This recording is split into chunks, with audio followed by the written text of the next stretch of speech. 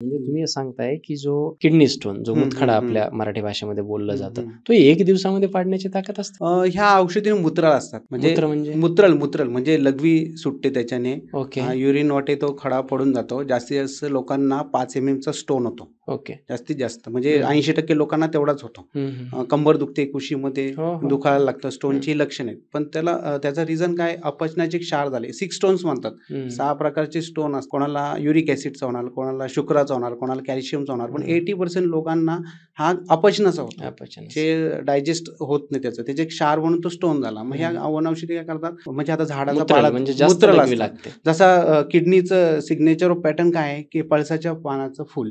हं, त्या पळसाच्या पानाचा आकार. आकार. हं. मग ते पळसाच्या पानाचं फुल ते दिलं की ते मूत्रल असतं. त्याच्याने जातो. कोणी सागाचं बी देतं, कोणी कुरडूचं बी देतं. प्रत्येक जण हे त्या पद्धतीने देतात. ते मूत्रल असतात. कोणी झाडाचा पाला आपण जर रस काढला, तर तो एका दिवसाने किडनी स्टोन निघून जाण्याची पण औषध आहे.